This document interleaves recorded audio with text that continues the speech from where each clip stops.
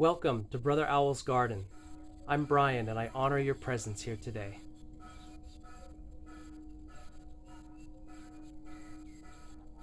And the temple bells chime. It's going to be a good episode. It's an omen. Today's episode is a recitation for the sake of learning the Moola mantra. The Moola mantra in Sanskrit. The Moola mantra is not a mantra that you chant in hopes of manifesting more Moola. But Moola in Sanskrit means oneness, such as unity. I'm going to teach you the meaning, and then I'm going to teach you the actual words of the mantra, and then I'm going to chant them along together with the master Ananda, which is the end goal of this mantra lesson, this mantra recitation. So, as I've said before in other episodes, the intention behind what we do in our spiritual practice, whatever our sadhana may be at the moment, I think is what gives it its entire nature, energy, resonance, and meaningfulness, and effectiveness. So with that in mind, I think that it's very fundamentally important that we always know the meaning of what it is we're chanting in a language other than our own. So the Sanskrit translates to a general translation as follows. The meaning of the oneness mantra, the Moola mantra. I call upon the supreme creator of the universe incarnate, who enters my heart and becomes my inner guidance whenever I ask. Divine Mother, Divine Father, as one. Guide me always. Isn't that wonderful? Isn't that beautiful? That's completely pure. This can be chanted with a pure intention and a knowledge of what it is that we're asking and that we're speaking. In addition to the sacred tonalities of the Sanskrit words themselves, which are themselves sacred resonances, which is why I never chant anything in English. English is a language of business. It's masterfully good at business. It's awful for spirituality. So, again, that meaning just one more time. I call upon the supreme creator of the universe incarnate. In other words, here, present on earth, manifest, who enters my heart and becomes my inner guidance whenever I ask. Always there to help me if I need help and I ask for it. I'm always guided by divine wisdom. Divine Mother, the feminine aspect of divinity. Divine Father, the sacred masculine aspect of divinity. As one. Together, whole and balanced. Guide me always. Here are the actual words of the mantra. It starts off, of course, as most mantras do, with Aum. A-U-M. Aum. You may know this word rampantly mispronounced as Om, which it's not. It's A-U-M. Aum. Aum. Being that this is such an incredibly sacred and foundational word for all creation and existence and frequency and resonance, I think it's very important to be a little bit of a stickler and actually pronounce it correctly. So, I yield not on that. It is Aum. And you'll even hear professional, beautiful recordings of mantras, Om. It's not right, it's Aum. So here we go.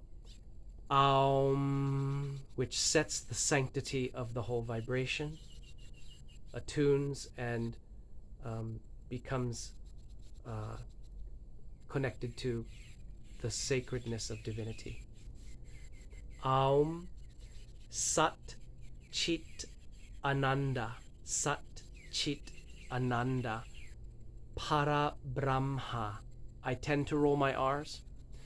Parabramha. So again, the first line.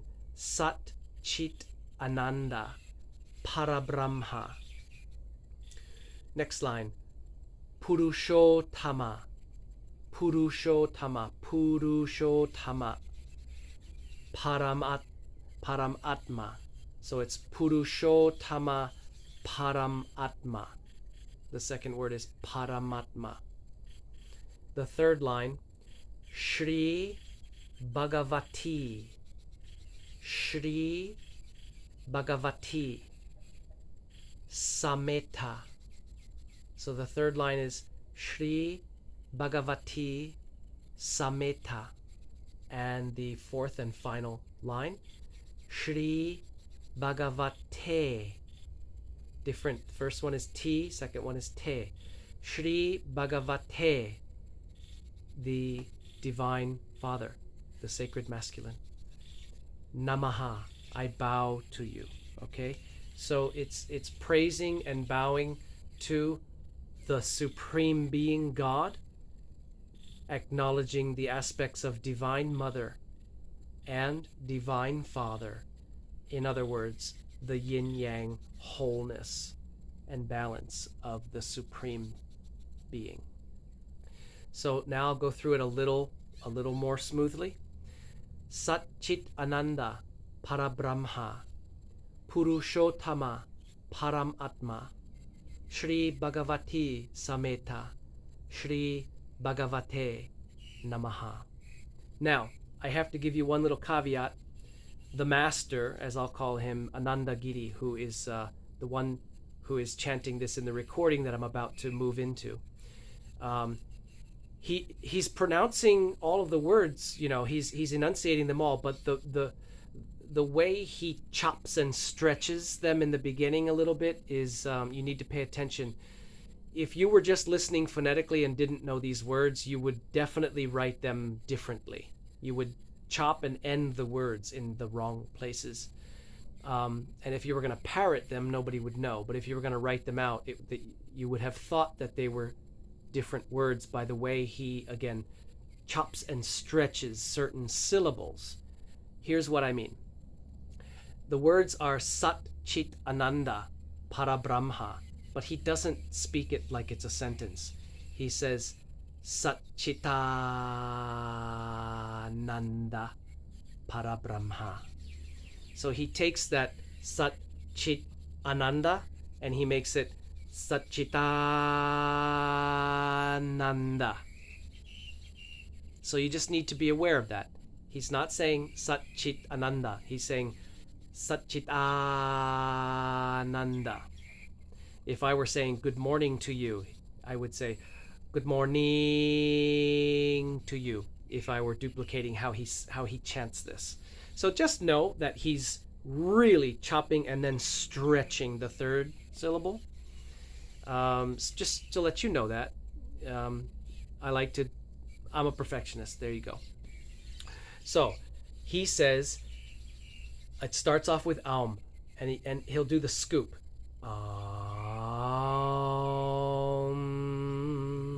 You could also have a little fun and go,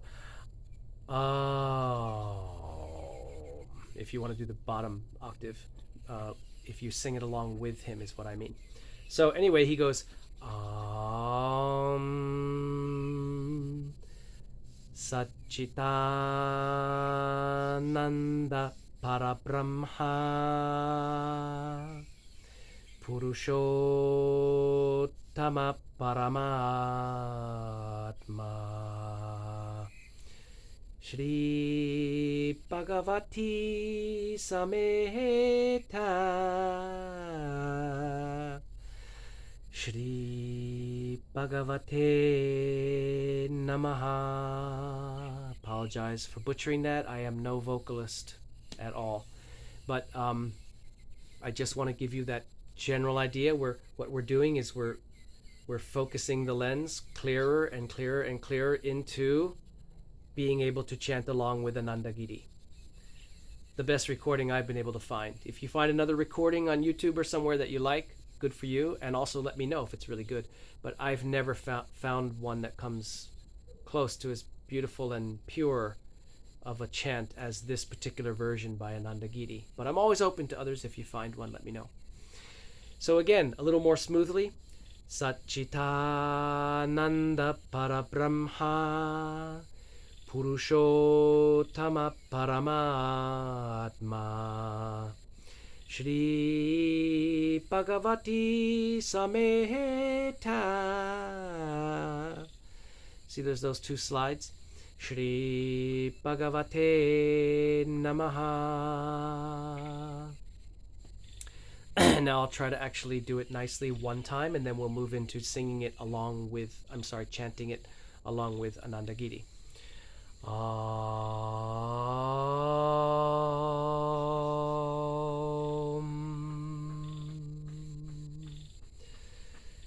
Satchitananda Parabramha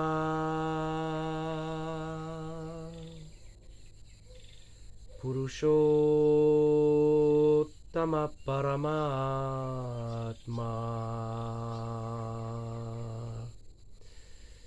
Shri Bhagavati Sameta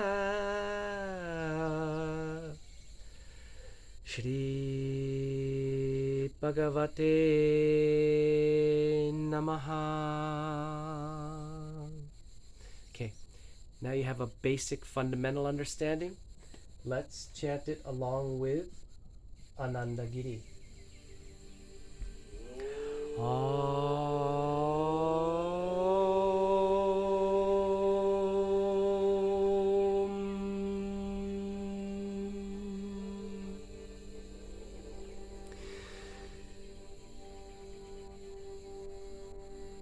Satchitananda Parabramha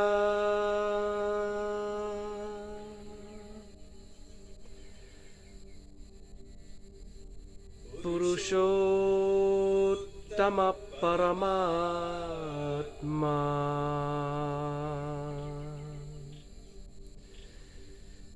Shri Bhagavati Sameta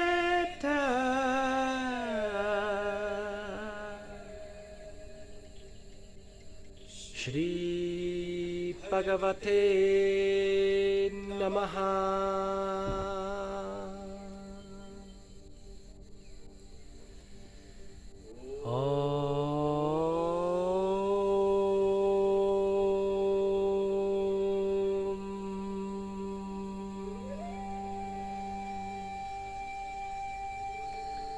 So again, I've got the words of the mantra in the description, along with the link to this particular recording, which I really love, of Ananda Giri chanting the Moola mantra.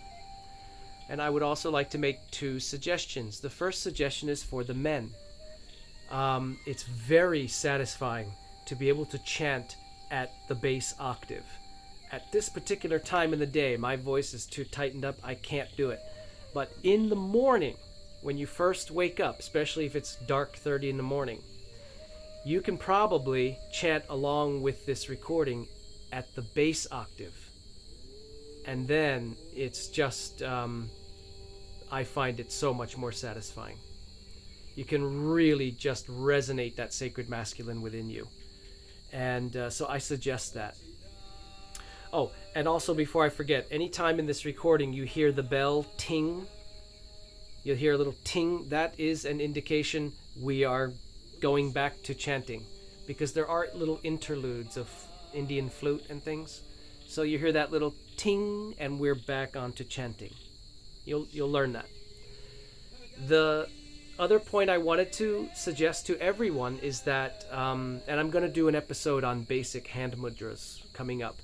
But if you happen to know already how to do some basic hand mudras or other mudras that you may already happen to be practicing, when you are doing your mantras, it is a perfect time to remember to also be doing your mudras. These are energetic connections that you achieve with your hands, and you can use them during your chanting. Because you don't need your hands for anything else, so why not add that extra layer of sadhana and spiritual practice and take advantage of it. I don't consider this to be in conflict with, as I pointed out what the Buddha said, do what you are doing and nothing else. I don't think this is this is not juggling or multitasking. These go hand in hand, mudra. So, highly encourage you and remind you to do your mudras while chanting and get double the benefit at the same time with no extra effort at all. So, that is our episode today, the Moola mantra, the oneness mantra, one of the very best, certainly worthy to be in your repertoire, in your quiver of sadhana tools. So I bless all of you. I thank you for coming by Brother Owl's garden today. I hope this has been a meaningful and educational episode for you. And as always, I thank you and remind you to abide in thankfulness for your highest good in the most benevolent outcome of the divine will.